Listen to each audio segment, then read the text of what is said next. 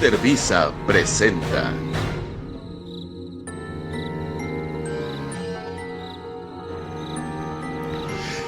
Hola, muy buenas noches. Yo soy Eric Contreras Ayala. Esto es Visitantes Nocturnos. Estamos en las 31 noches de Halloween. Y justamente hoy es el día 31 de octubre. Hoy deberían terminar las 31 noches de Halloween. Pero aún tenemos más monstruos de los que vamos a estar hablando. Aún tenemos aproximadamente otros 10 días de monstruos. Entonces esperen este programa que continúe por lo menos hasta el 10 de noviembre. Y bueno, ¿de qué se tratan las 31 noches de Halloween? ¿De qué se trata todo esto de los monstruos? Resulta que así como el año pasado se me ocurrió pues darle todo el mes de octubre al Halloween. Sobre todo porque pues, es una tradición muy bonita, es una fiesta muy bonita que debería durar más de una noche. Entonces, el año pasado fueron sobre películas de terror. Este año fueron monstruos. Le pedí yo el favor a Gerardo Valdés Uriza, a Yasmín Flores López y a Alejandro Aquino de acuñar una lista sobre monstruos famosos de la cultura popular. Y de ahí es de donde están saliendo todos estos monstruos de los que estamos pues platicando durante todo este mes. Y el día de hoy pues no es una excepción, es uno de todos estos monstruos que curaron, y se trata ni más ni menos que del Demogorgon. Aquí podemos ver un dibujo realizado por Bennett Saal del Demogorgon. Y bueno, si ustedes han visto la serie de televisión de Stranger Things, sabrán que los niños de esta serie de televisión juegan un juego de rol llamado Dungeons and Dragons. De este juego de Dungeons and Dragons, ellos toman los nombres de los monstruos que aparecen en la serie de televisión. Entonces vamos a estar hablando un poco sobre Dungeons and Dragons y sobre, en general, la apariencia de este Demogorgon. Miguel Ángel Velázquez Morales dice: buenas noches, Eric. Hola, buenas noches, Miguel Ángel. Espero que te encuentres bien. Espero que te encuentres bien en casa, echando chelita o algo así. Estaría bonito. En chelita en martes, completamente perfecto. Y pues vamos a darle al Demogorgon. En la antigüedad se conoce como Demogorgon, de Daemon, genio, y Gorgos, que trabaja la tierra, a la divinidad o genio de la tierra. Demogorgon es un ser primitivo sin ningún origen, padre de los dioses y el origen de todo el universo. Según Theodotion y Boccaccio, es un anciano desasiado, cubierto de musgo, escuálido y desfigurado, que tiene su morada en el seno de la tierra. Su hija, donde tiene por compañeros a la eternidad y el caos. Demogorgon, aburrido y cansado de la soledad, se hizo una pequeña bola o globo sobre el cual se sentó y, lanzándose por los aires, dio una vuelta alrededor de la tierra. De esta forma, formó el cielo, que es su otro hijo. De la tierra, o como dicen algunos autores, de los montes acroceraunios, esto es, heridos por el rayo, sacó una bola inflamada o el fuego de la que, por haberle enviado al cielo para iluminar el mundo, ya se quedó formado el sol, uniéndole en matrimonio con la tierra. Los otros hijos que hizo nacer de la misma suerte se llamaron Pan, las tres Parcas y Pito. Después de la tierra, su octavo hijo tuvo a Erebo, el noveno, que dejó gran posteridad. Demogorgon recibió de los arcadios otro género de adoraciones con un respeto tal que no les era lícito pronunciar su nombre.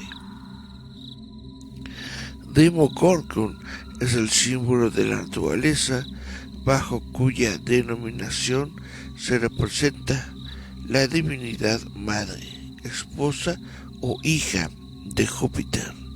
En la Diana de Éfeso se vio que sus emblemas ofrecían la naturaleza con todas sus perfecciones. Por este motivo, la antigüedad admitió y sostuvo la creencia de que existía un Dios particular de la naturaleza humana, el cual, por lo que parece, debió ser el que conocemos con el nombre de genio. En el sistema de los platónicos del que habla Virgilio, en sus bellos y armoniosos versos copiados y comentados por Spinoza, es la naturaleza el supremo hacedor, el Dios que reúne en sí mismo a todos los seres. Pues bueno, esta es la primera descripción que me encontré sobre el Demogorgon. Y según esta descripción es el mismísimo Dios. No es cualquier representante, no es un, ¿cómo se le llama? Mesías, no es un cumplidor, mensajero, nada.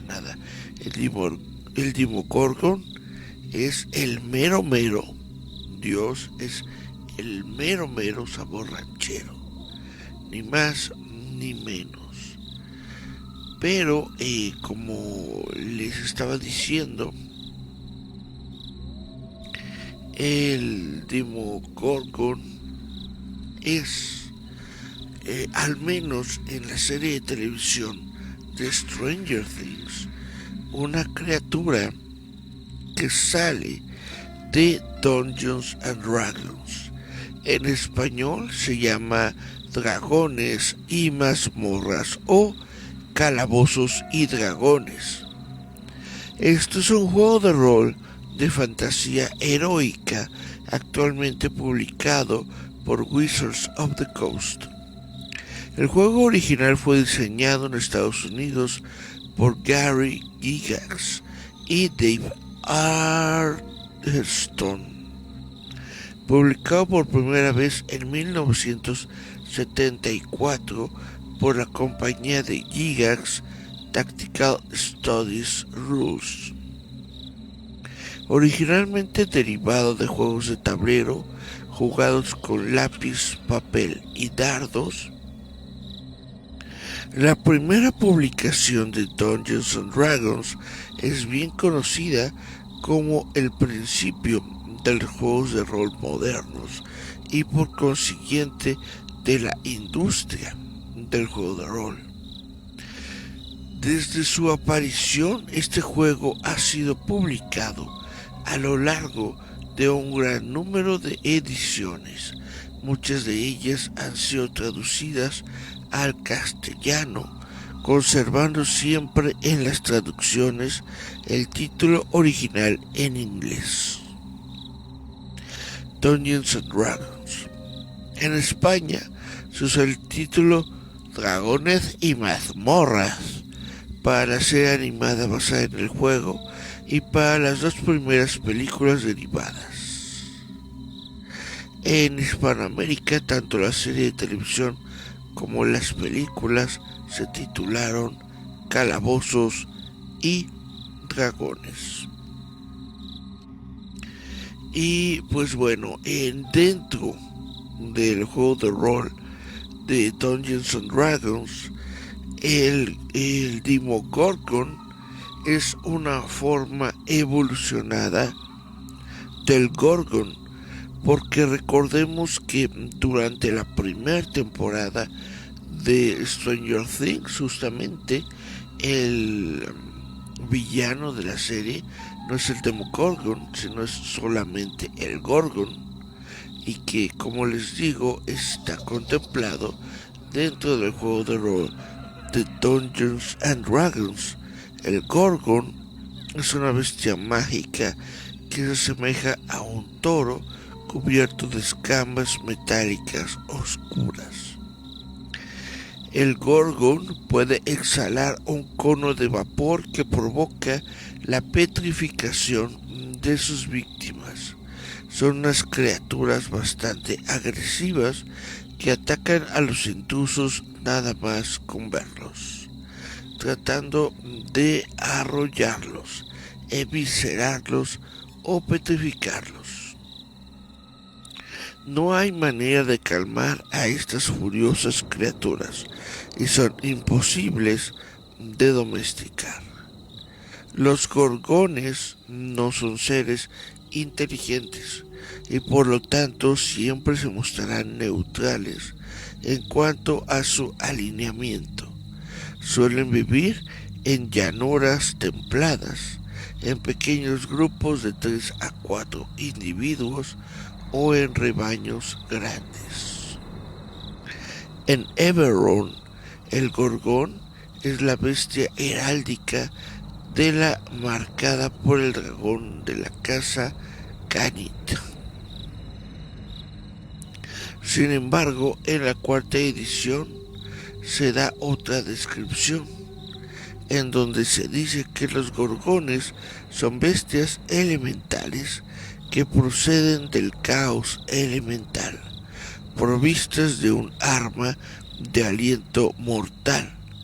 Aunque tienen muy mal temperamento, pueden ser domados por criaturas elementales inteligentes o por gigantes, para que les sirvan de mascotas o monturas. Los gorgones salvajes vagan en rebaños pequeños de entre 3 y 7 individuos, cada uno con un macho, a veces llamado toro, y varias hembras.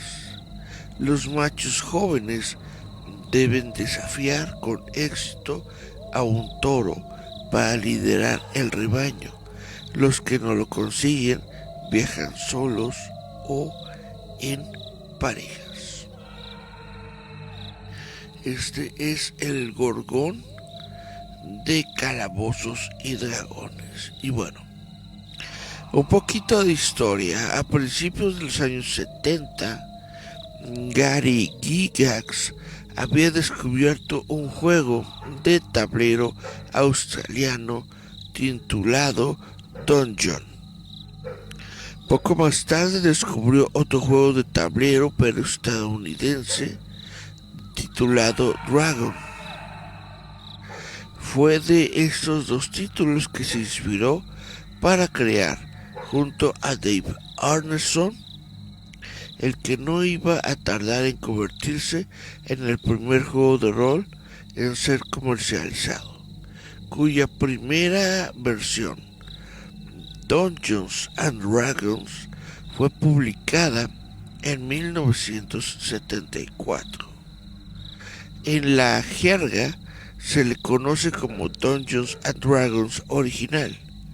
A lo largo de los años se han sucedido varias versiones más modificaciones del juego original con reglas mejoradas, comenzando con el suplemento Greyhawk de 1975 y revisiones que han sido reediciones de la misma versión, pero incluye ajustes, erratas e información ampliadas. En el año 1977, TSR dividió el juego en dos series editoriales diferentes, que constituían en realidad cada una un juego independiente por derecho propio. Una de ellas conservó el título Dungeons and Dragons, mientras que la otra pasó a llamarse Advanced Dungeons and Dragons. Dungeons and Dragons consistió en una serie de 5 cajas o sets, publicadas progresivamente para permitir que con la llegada de cada set los jugadores pudieran jugar con niveles cada vez más elevados. En cambio, Advanced Dungeons and Dragons fue concebido en formato de caja, sino como un conjunto de 3 libros con los que se pudiera jugar a todos los niveles.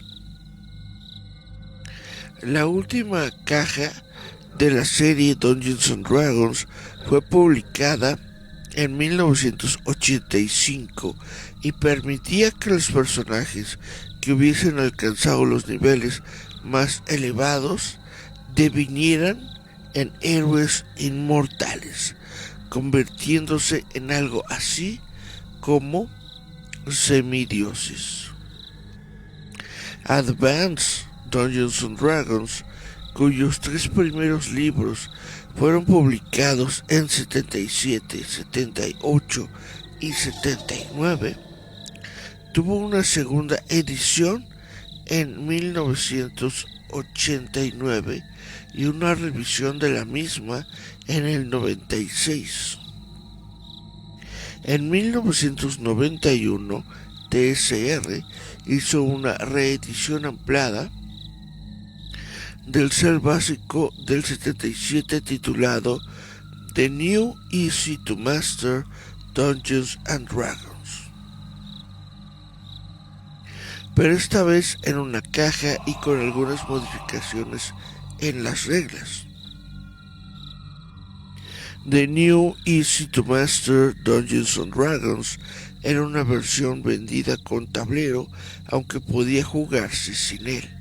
De hecho, la mayor parte de jugadores ignoraban el tablero y jugaban sus partidas como se juega en la mayor parte de juegos de rol, interpretando simplemente a los personajes. Ambos juegos de Dungeons and Dragons y el Advanced Dungeons and Dragons fueron publicados hasta la década de los 90, pero en el año 2000 se puso en fin a esta diferenciación de dos series de juegos diferentes y se inició una nueva y única edición, la tercera, que aplicaba el principio de la serie Advanced Dungeons and Dragons, pero que eliminaba el término Advanced del título, volviendo a llamarse simplemente Dungeons and Dragons. Si bien TSR mantuvo la numeración iniciada con Advanced Dungeons and Dragons por cuestiones de marketing, cambió radicalmente el sistema de juego. Esta tercera edición fue la del primer juego de rol en hacer público el sistema D20, que desde el momento mismo de su publicación se constituyó en el sistema de juego genérico mediante la licencia de juego abierto Open Game License. En 2003 se publicó una revisión de la tercera edición conocida con el nombre de Dungeons and Dragons 3.5. Es una revisión del sistema de 20 original que consiste en introducir una serie de modificaciones que mejoran la experiencia de juego. Estas dos últimas versiones de Dungeons and Dragons, la tercera edición y su versión revisada, fueron las primeras en ser publicadas por Wizards of the Coast, pues en 1997 TSR fue comprada por Wizards. Al mismo tiempo, Wizards of the Coast ha lanzado el sistema de 20 como plataforma para lanzar otros juegos de temáticas y ambientación basadas en la revisión del sistema de 20. El 16 de agosto de 2007, Wizards of the Coast anunció la salida para junio de 2008 de la cuarta edición del juego. Esta nueva versión cambió radicalmente el sistema de reglas respecto a las anteriores versiones, simplificando bastante el modo de juego. El manual del jugador, la guía del Dungeon Master y el manual de monstruos, junto con diversos suplementos, han sido ya traducidos al español por la editorial De Vir Iberia. Pues bueno, Dungeons and Dragons Essentials fue publicado en 2010. Esta es una reedición del sistema de juego de la cuarta edición, pero con el formato de una versión de 1983 del Basic Rules Set del 77, conocida en los países hispanoparlantes como la Caja Roja. La presentación gráfica de esta antigua versión ha sido de nuevo utilizada para Dungeons and Dragons Essentials en formato de caja, pero esta vez por Wizards of the Coast y adaptada a las reglas de la cuarta edición. La traducción en español de De Vir Iberia fue publicada simultáneamente a la versión en inglés de Wizards of the Coast en el septiembre de 2010. En enero de 2012, Wizards of the Coast anunció que se estaba desarrollando una nueva edición del juego, en este momento denominada Dungeons and Dragons Next. En contraste con ediciones anteriores, esta versión se desarrolló en parte a través de una prueba abierta pública. Una versión inicial se lanzó en el evento Dungeons and Dragons Experience del año 2012 delante de aproximadamente 500 fanáticos. La prueba pública comenzó el 24 de mayo de 2012 con el paquete final de prueba lanzado el 20 de septiembre de 2013. Las reglas básicas de la quinta edición se convirtió en un PDF gratuito que contiene reglas completas para jugar y un subconjunto del jugador, el contenido del Dungeon Master de los libros de reglas centrales. Todo esto se publicó y se encuentra disponible para el público desde el 3 de julio de 2014. El Starter Set fue lanzado el 15 de junio de este mismo año, presentando un conjunto de personajes pregenerados, instrucciones para el juego básico y el módulo de aventura Lost Mine of Phandelver. El manual del jugador fue lanzado el 19 de agosto del 2014. La quinta edición del manual de monstruos fue lanzada el 30 de septiembre de 2014. La guía del Dungeon Master fue lanzada el 9 de diciembre de 2014. La edición vuelve a tener solo 3 libros de reglas básicas, con el manual del jugador que contiene la mayoría de las principales razas y clases. En España se lanzó esta quinta edición en el año 2017 y bueno, lo único que sigue es un resumen cronológico de ediciones y versiones de Calabozos y Dragones. Y vamos a abrir la wiki de Stranger Things, en donde nos dicen que el monstruo, apodado el Demogorgon por Mike y sus amigos, es una criatura humanoide depredadora que vive en la dimensión paralela conocida como el mundo del revés. Vamos a ver cómo es el mundo del revés. Vamos a ver cómo es el mundo del revés. Vamos a ver el reino del revés. Vamos a ver el reino del revés. Bueno, un sujeto de prueba con poderes psíquicos, apodado como Once, fue colocado en un tanque de privación sensorial como uno de los experimentos del Laboratorio Nacional de Hawkins.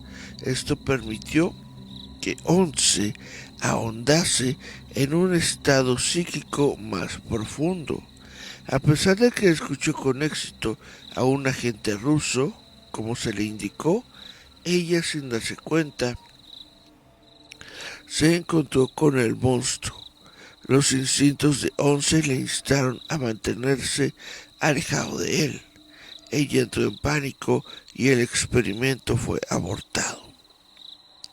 El doctor Martin Brenner se sintió intrigado por el monstruo, repitiendo el experimento el 6 de noviembre de 1983. Esta vez, Brenner ordenó a Once hacer contacto. A medida que Once se acercaba psíquicamente al monstruo, podía verlo alimentándose de un huevo de otro mundo. Con gran vacilación hizo contacto.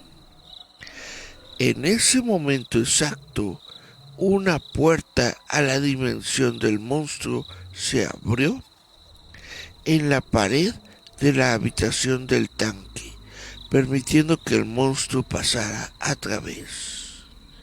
Once logró salir del tanque y escapar del laboratorio en medio del caos que siguió. Un científico sin nombre no tuvo tanta suerte. El monstruo lo atrapó mientras intentaba operar un ascensor. El monstruo tenía la habilidad de viajar entre dimensiones por capricho, creando portales temporales en el tejido de la realidad. El monstruo llegó a Mirwood, una carretera cerca del bosque local, donde acechó a Will Byers en su camino a casa. El monstruo persigue a Will cuando entró a su casa, forzando a Will a correr a su jardín. Él se escondió en el cobertizo, cargando un rifle en defensa propia, pero el monstruo simplemente apareció detrás de él, llevándolo a la parte de arriba. Una vez en el mundo del revés, Will logró evadir a la criatura durante casi una semana. Comenzó a tratar de comunicarse con su madre Joyce. Joyce y Will tuvieron cierto éxito, con Will manipulando la electricidad en la dimensión de su casa, aunque esos intentos a veces atrajeron al monstruo. En un intento temprano, Joyce vio que la pared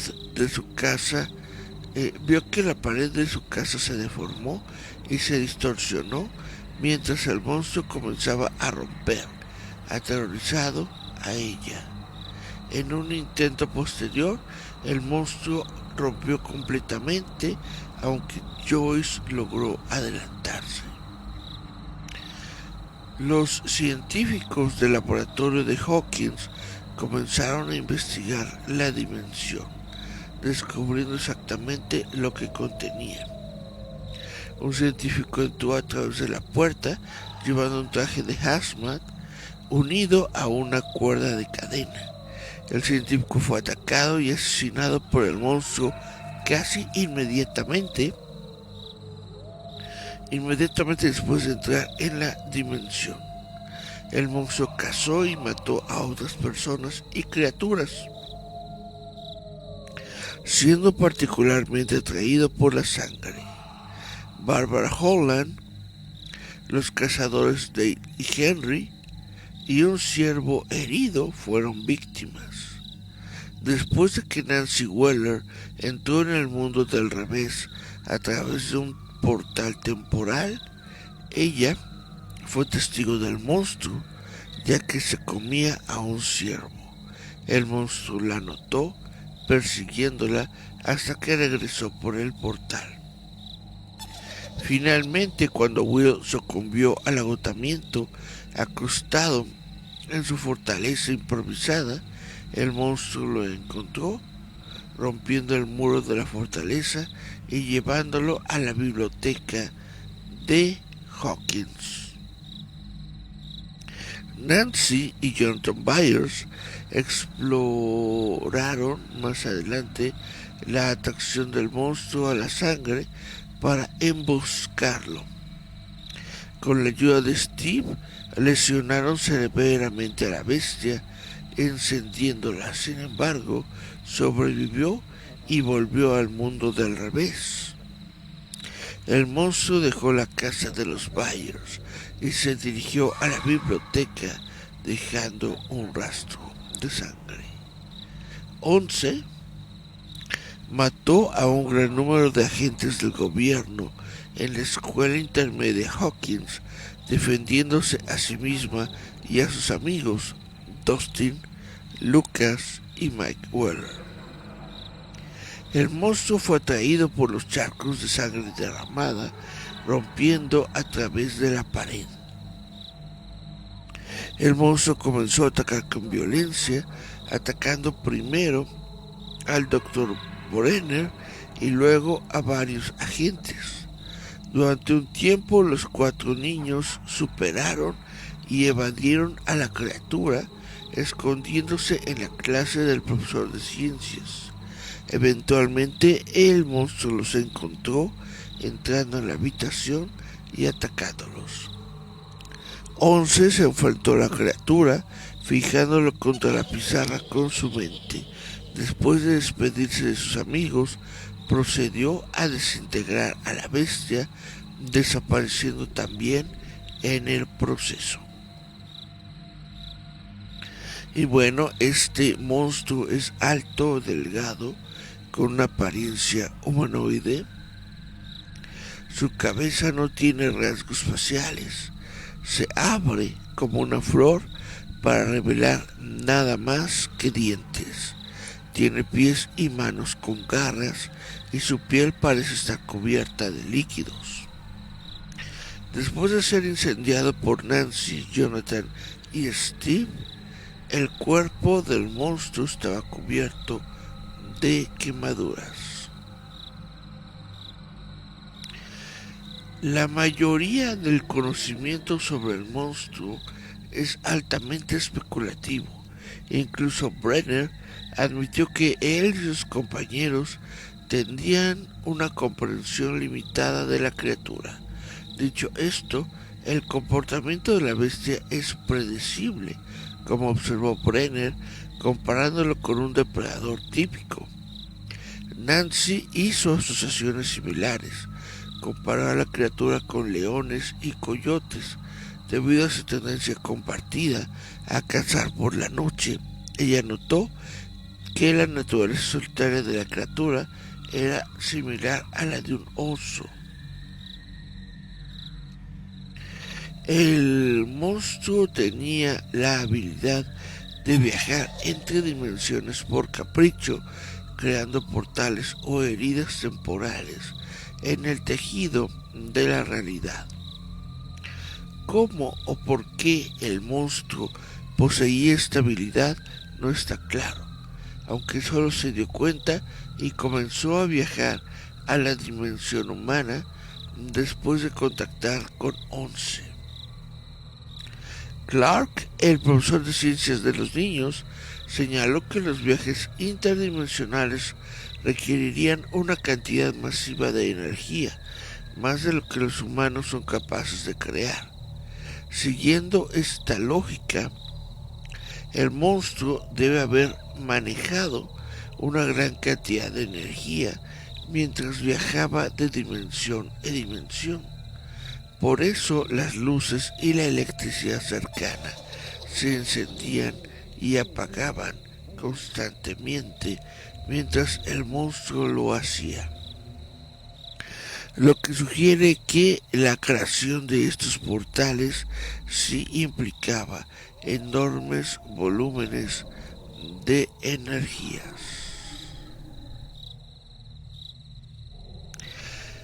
El monstruo era hostil cada vez que se encontraba, inmediatamente persiguiendo cualquier cosa que le llamara la atención. En general utilizaba el instinto y la fuerza bruta, más que una inteligencia para superar los obstáculos. La principal excepción a esto era el uso de telequinesis para desbloquear la puerta principal de Byers, un acto que era notablemente similar al uso de Once de sus habilidades.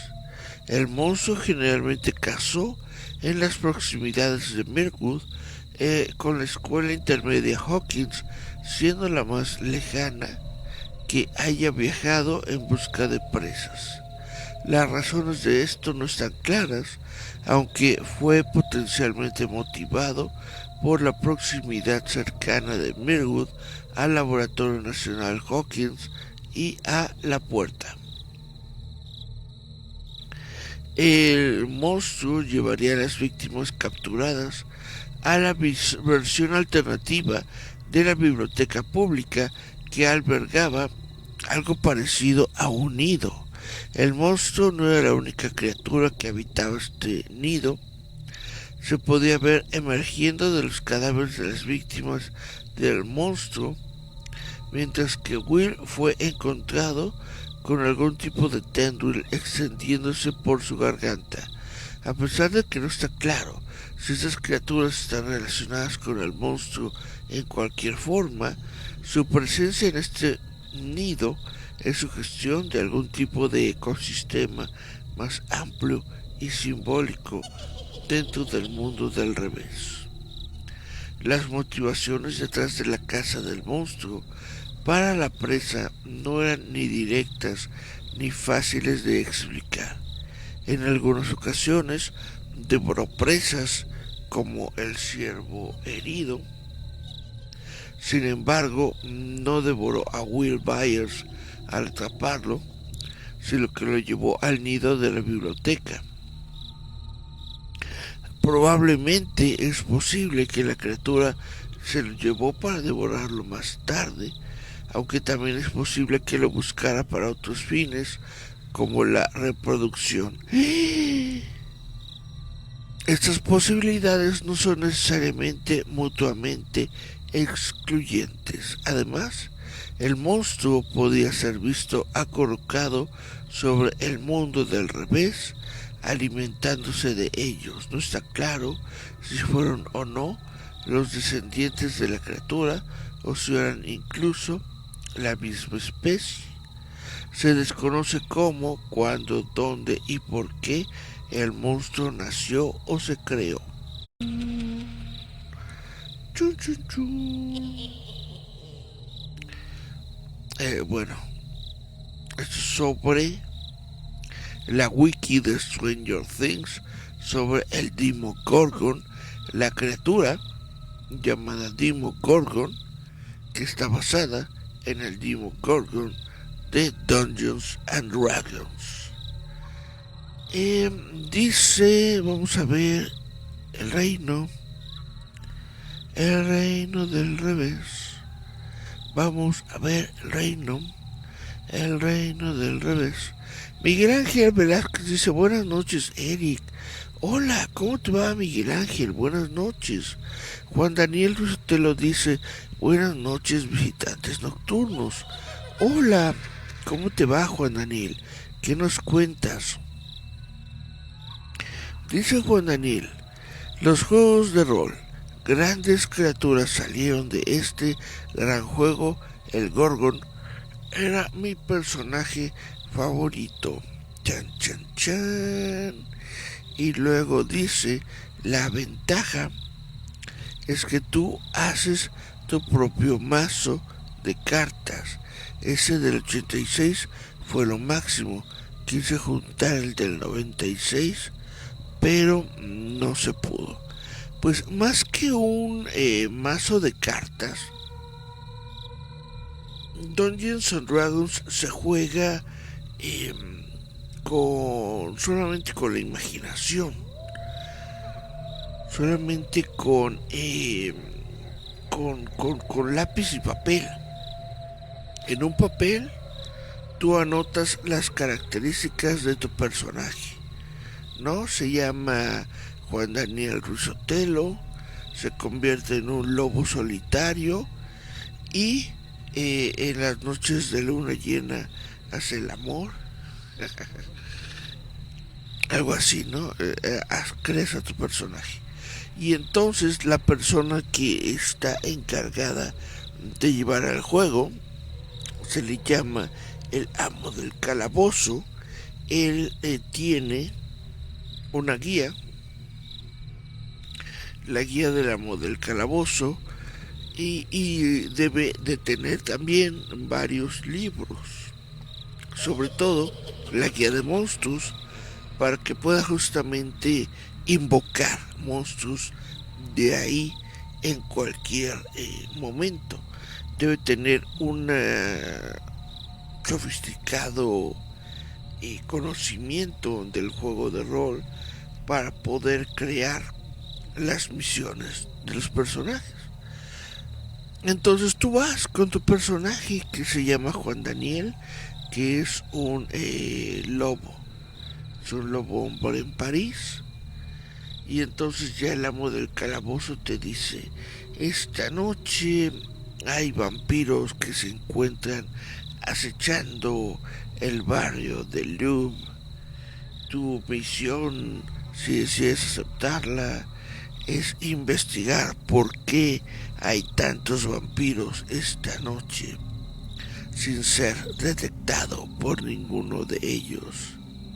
Y entonces ahí va Juan Daniel, ahí va caminando sigilosamente por la noche en las calles de París, tratando de descubrir por qué hay tantos, ¿qué dije que eran? Vampiros, ¿verdad? Porque hay tantos vampiros en el Museo del Louvre. Y resulta que van a despertar a un rey vampiro y no lo pueden permitir. Entonces Juan Daniel se lanza a la cacería de estos vampiros. Tan, tan. Y todo ocurre en la cabecita, tanto en la cabeza como de Juan Daniel como en la del Dungeon Master. Ahora,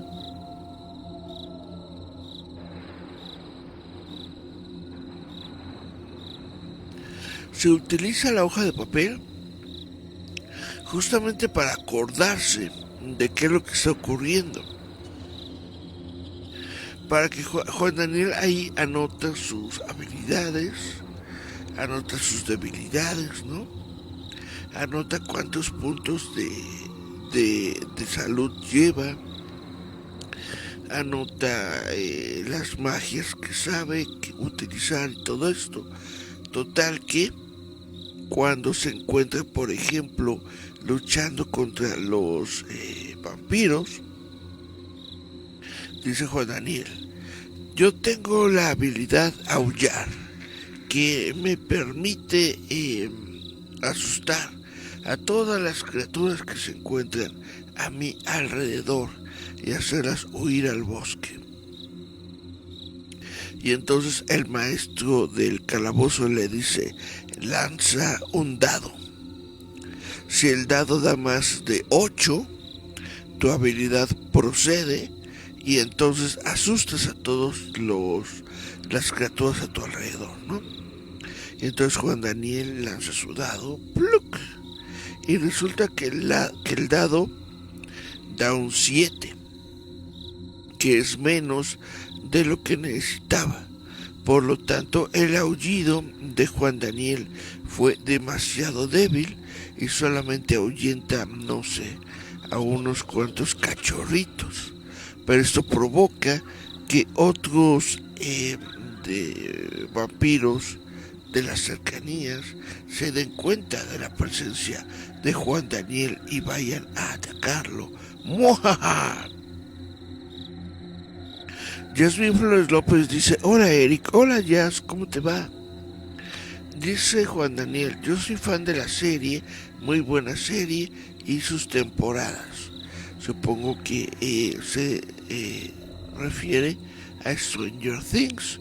Sí, tengo que decir que es una buena serie, bastante interesante, bastante bien escrita. Me gusta, a mí también me gusta la serie de Stranger Things.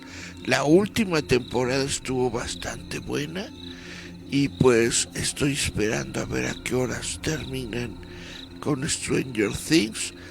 Ya esos niños se supone que tenían como 10 años y ahora ya aparecen, ya salen como de 20 los chamacos. Ya dices, esos ya no son niños, esos son adolescentes.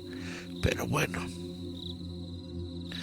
Y entonces, así se juega Dungeons and Dragons. Ahora, no es la única manera de jugarlo. Lo puedes jugar con un tablero. Y de hecho varias versiones de Dungeons and Dragons viene con un tablero. Y con figuras. Entonces, en lugar de imaginarte a tu lobo, a tu hombre lobo, tienes tu propia figura de un hombre lobo que compraste en algún set de figuras de Dungeons and Dragons o algo por el estilo. Puede que lo hayas pintado tú mismo o lo hayas mandado a pintar y entonces tienes ahí tu hombre lobo y lo pasas por el tablero. ¿Cuál es la finalidad del tablero? La misma finalidad que tiene el amo de calabozos, que es pintarte el universo en donde estás jugando. Si estabas jugando en París, por ejemplo, utilizas tu tablero y dices, esta es una calle de París. Y entonces vas avanzando por ese tablero hasta encontrarte algún monstruo que te indique justamente el amo del calabozo. Esas son las maneras de jugar Dungeons and Dragons que yo conozco. Ahora, si hay cartas, como decía Juan Daniel, hay libros, hay novelas, hay un montón de cosas. El mundo de Dungeons and Dragons, hay novelas, hay radionovelas, etcétera. Es un mundo muy extenso, ¿no? Y en cada edición hay diferentes reglas, hay diferentes normas, se cambian las descripciones de las criaturas, etcétera, etcétera. Es muy genial. Ahora, si nos regresamos a la serie de Stranger Things, la versión con la que juegan los niños de Stranger Things es la versión de los 70s. Permítame un momento. Ok. Según yo, según yo, la versión con la que juegan los niños de Stranger Things es con el Dungeons and Dragons Basic Set, que salió en el año 1977, que tiene las reglas para jugar con personajes de nivel 1 a 3, pero también tienen la caja del experto y el companion, que salieron en el 81 y en el 83, que llevan a tu personaje hasta el nivel 25. Ahora también tienen ellos el manual de monstruos, que es el primer libro de la edición conocida hoy en día como Advanced Dungeons and Dragons primera edición. Y deben de tener, por supuesto, el handbook. Según yo, no tienen las versiones más actuales, porque hasta donde me quedé, ellos estaban jugando por el 93, no, por 83, ¿no? Es el año 83, 84, 85 a lo mucho.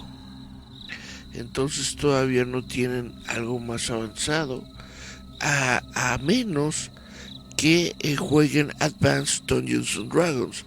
En la última temporada, cuando ya sale el personaje de Billy con su playera de Dungeons and Dragons y todo esto, creo que lo que juega con Billy es justamente el Advanced Dungeons and Dragons, que está compuesto de la versión del 77, 78, 79, pero no llegan aún a la versión de 1989, porque apenas están, según yo, en la serie por el 85, 1985, 1986.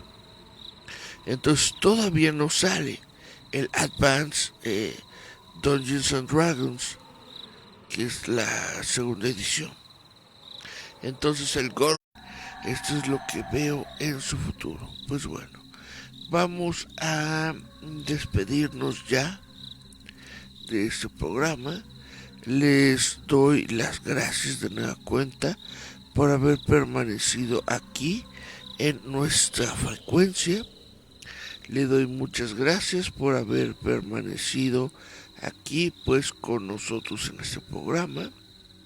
Les recuerdo que esto es Visitantes Nocturnos, que es parte del sitio web roboto.mx,